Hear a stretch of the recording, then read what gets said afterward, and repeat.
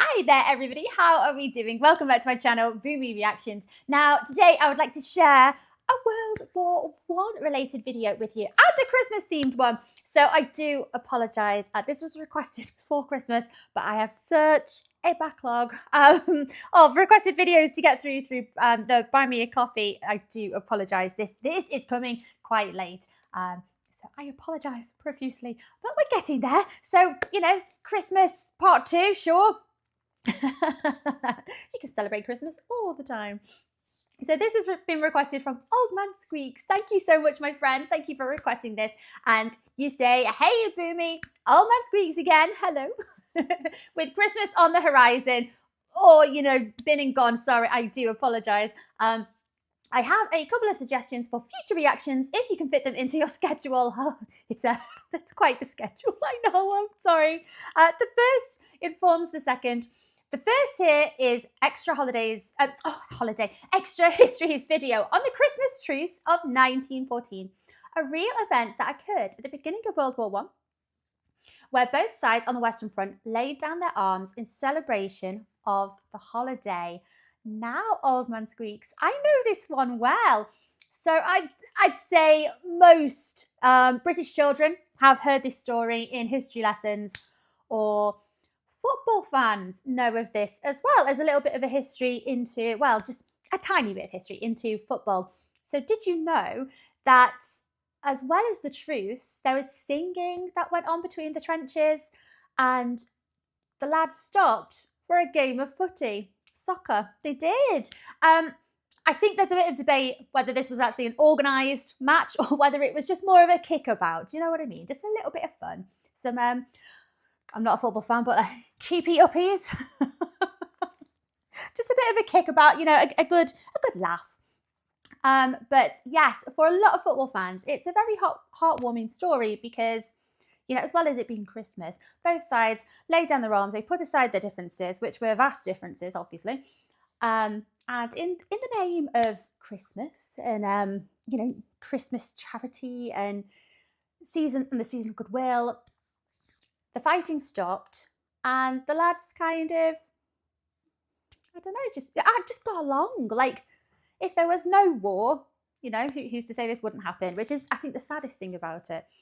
The saddest thing is actually that the following day, the killing commences, the war commences. But for that one day, on Christmas Day, they put aside the differences, the weapons went down, and they had like a sing-song. They were singing carols, weren't they? But they did play football, which it's very heartwarming. But I think it's so sad to think that how could you possibly take up weapons against, you know, the lads that you've just been playing football with and singing songs with? It's an awful place to have to be. But yes, I know this story, so I'm looking forward to hearing it again. It's a good old tale, especially if you're a football fan. I'm not, but I do enjoy the story. You know, the season of goodwill. So let's crack on with the video. I've already done enough talking. Right, guys, if you are enjoying these reactions, don't forget to hit that like and subscribe button. Thank you very much, my lovelies. If you are interested, I have a Buy Me a Coffee account. That link is over here. Don't be deterred by how backdated the list of requests is, please. We're getting through them. And if you're interested in supporting this channel any further, I do have a Patreon account if you want to check that out. That link is in the description below. Christmas Eve, 1914. Yes. The war was supposed to be over by now.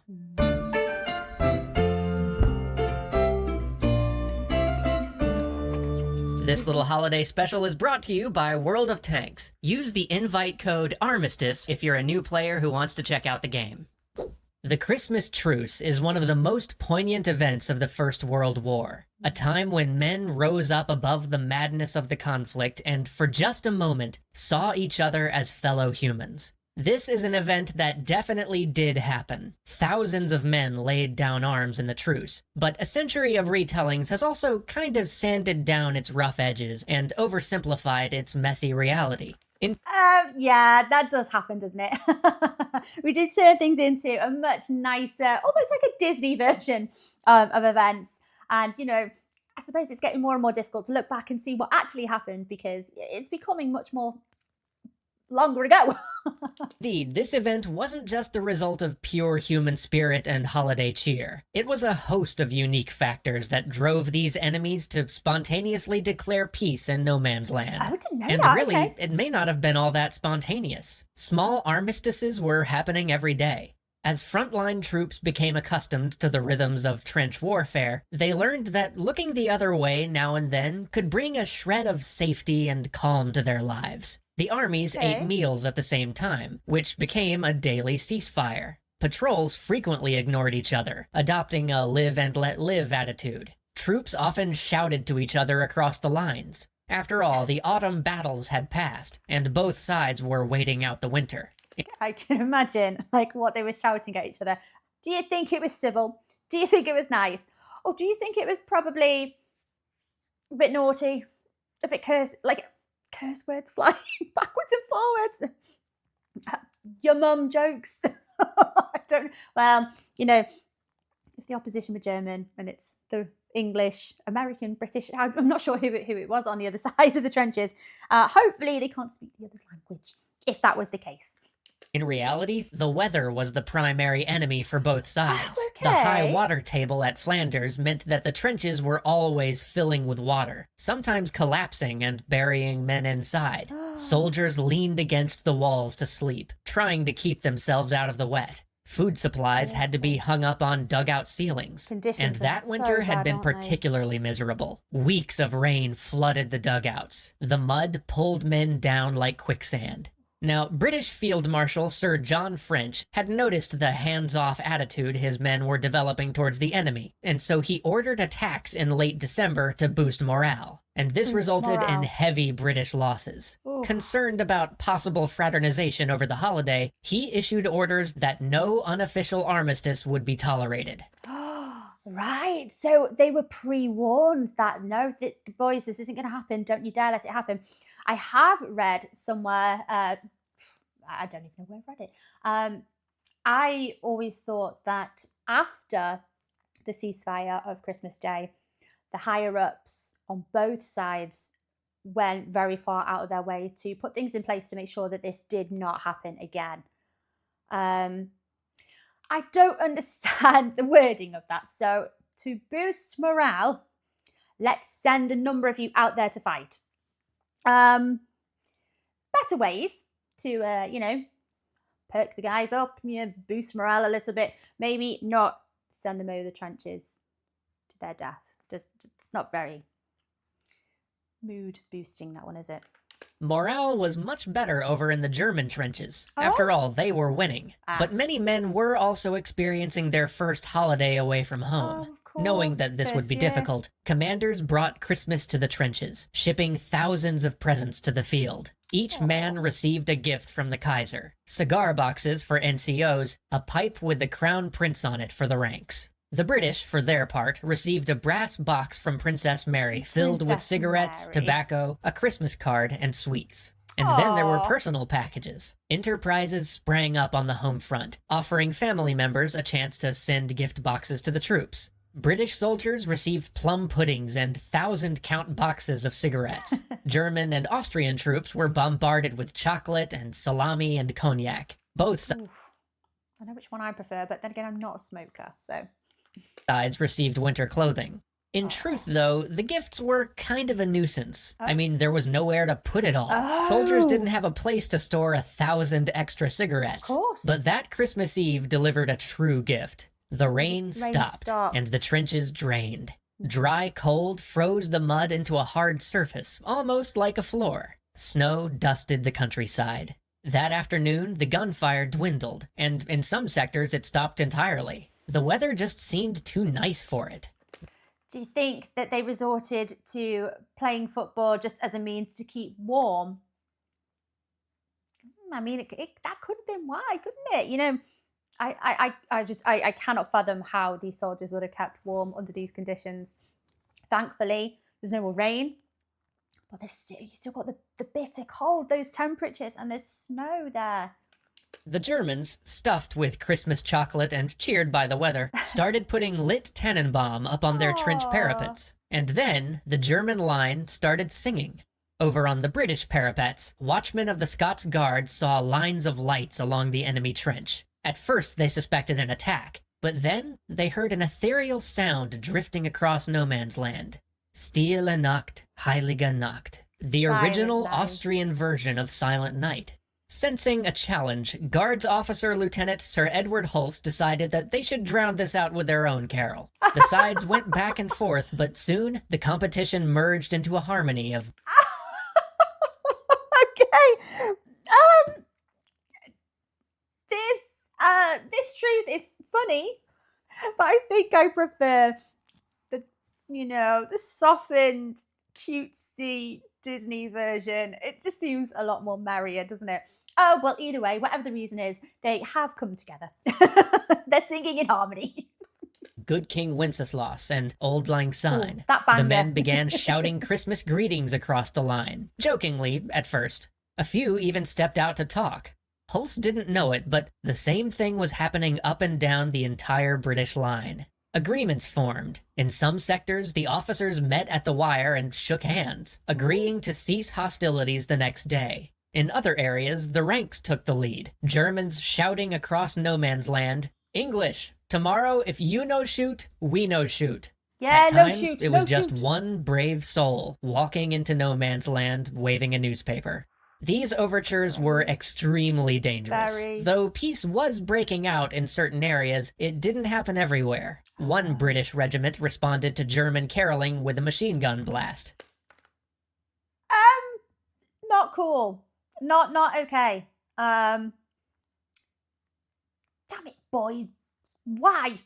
Some unarmed soldiers were gunned down trying to broker this holiday armistice.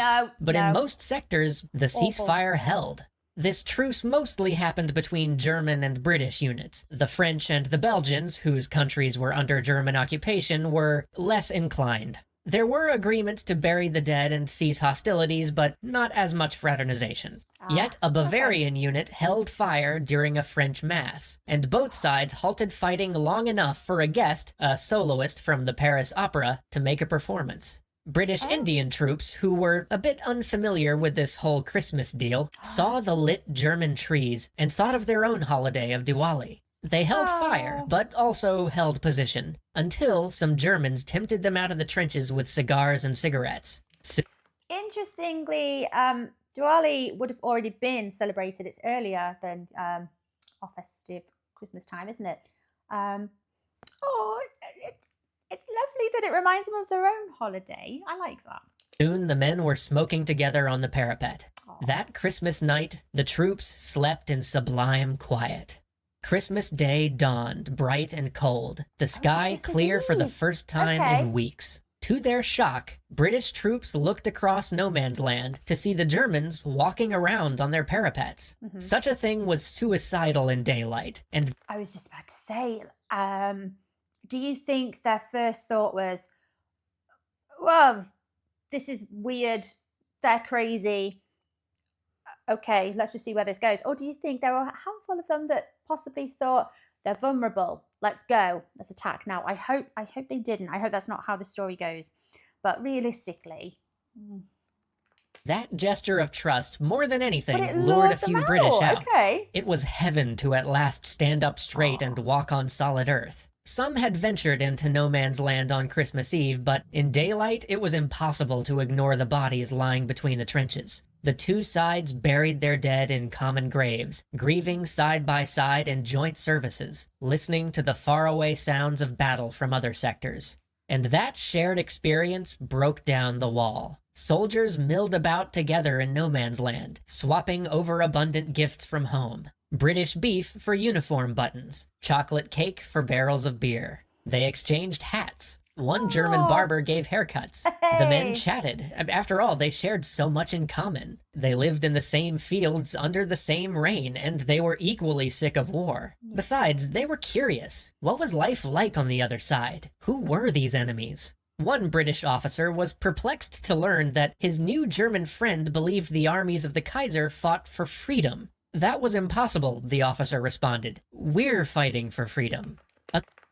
It's a common theme, isn't it? I mean, in war, the side that we fight for, the side that we're on, we we have to believe that what we're fighting for is the right thing. Otherwise, you'd question what it was that you were actually doing. But it's a little bit naive to think that your enemy is the devil and they're fighting purely for the malicious reasons. Of course your enemy believes they're fighting for the same things that you are, and their world just got a lot smaller, didn't it? They've actually come to the realization that their enemy believes that they're fighting for freedom as well. And I think that's what the higher ups didn't like about the fraternizing. I think that's they didn't want this realization, because then that encourages disobedience and non-conformity to blind commands. You start questioning them. Amid this, Lieutenant Hulse found himself talking to Lieutenant Thomas of the 15th Westphalians, who had something to pass on: a Victoria Cross and a packet of letters. An English officer had died in the German trench during the last attack. Perhaps he could give these to the man's family? Touched, Hulse removed his own silk scarf, a gift from home, and presented it in thanks. Thomas, embarrassed that he had nothing to give in return, sent a soldier to fetch the fur gloves that his family had sent. Up and down the line, men started bringing out footballs. Kickabouts broke out, with men from both sides chasing the ball among shell holes and sliding on the frozen ground. In one sector, a group of Highlanders challenged a Saxon regiment, who burst out laughing whenever a kilt flew up during play. But not all of this activity was goodwill. On both sides, a few used the gatherings to reconnoiter enemy trenches, and both sides used the time to repair dugouts. Of course, for some, this fraternization appeared false. One British soldier flashed his squad mate a hidden dagger, while another refused to smoke German cigarettes, fearing that they might be poisoned. I can understand When one that squad of paranoia, Bavarians discussed whether to meet the British, their corporal snapped at them. "Such a thing should not happen in wartime. Have you no German sense of honor left at all?" This is an example of one of those higher-ups that I was telling you about. I think there is truth to, well, there's obviously truth to it, that the higher-ups just did not want this fraternizing going on. And like I said earlier, well, when you start to realize that your enemy is just as human as you are, it makes the fighting a lot more complicated. They weren't surprised. The night before, the same soldier had refused to join the unit's Christmas service. Corporal Hitler was odd like that, but his disapproval reflected the general's view. This was exactly the situation that Field Marshal French had feared. Commanders dispatched senior officers to threaten disciplinary action and insist that the men restart the war. In some sectors, the armistice came to an orderly close. Officers from both sides saluted and fired revolvers into the air, signaling that, all right, the war was back on. In a few places, troops resisted until nearly to New Year's Eve, but the generals would not have it. German command dispatched snipers to break the ceasefire. French ordered an artillery barrage, letting the machinery of war roll over the human connections of the frontline troops. Nothing like this Christmas truce would happen again. The generals wouldn't allow it. On Christmas Eve 1915, British officers ordered a 24-hour artillery barrage. Men who tried to form a truce were court-martialed. Machine guns drowned out German carols. But the generals needn't have bothered. The spirit of that truce was unique to 1914, a symptom of a young war. By Christmas 1915, those troops had experienced chlorine gas and creeping bombardments. Zeppelins were bombing London. The Battle of Verdun would end just before the holiday, leaving 750,000 casualties.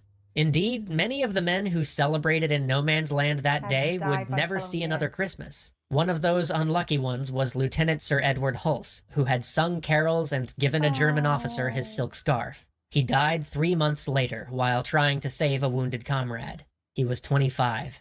And yet, Hulse is not remembered today for his military achievements, or even the book of letters that his friends published after his death. He and so many others are remembered for a victory entirely their own, when a group of brave men ventured into the line of fire, trusting their enemies not to shoot, and believing that humanity was better than the bonfire it had built for itself. Absolutely. Happy holidays, everybody. Oh, you just worded that perfectly. It's a complicated one, that one, isn't it? Like I say, there's reasons, plural, many reasons why the higher-ups did not like the idea of these soldiers fraternizing and sharing stories and experiences which make them realize that the enemy is no more different to them than their neighbor back home. They're fighting other men that have similar interests. They're from a different nation, but you know, far more similarities than there are differences. And it didn't go hand in hand with conformity, obedience, compliance, just doing as you're told by your superior officer, because you could then question the reasoning behind it. I think it's always a very sad thing to think that there are many of, you know, the average person, your average man, that will fight the wars of rich higher up men who are perfectly safe, you know, deciding the, you know, the tactics and the strategies of these wars. The majority of those people that decide that are quite safe. You know, they're not in enemy fire, are they? But it's the lower downs, the soldiers, that are going to be fighting those wars that have been decided by these men. So it's difficult, but it's a lovely story. I still like this story. I think it's one of those Christmas time history stories that should always be told to all generations as they grow up and come of age.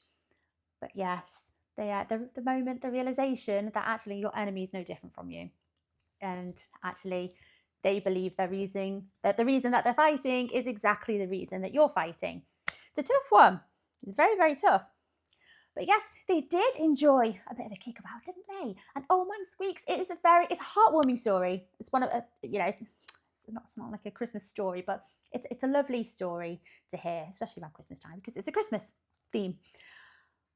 Yes, it is. The sad truth, like they said at the end there, is that the majority, I think there's one survivor that had passed away after the turn of the millennium, but the majority of these men that partook in the Christmas truce in 1914, they did not live to see the next Christmas.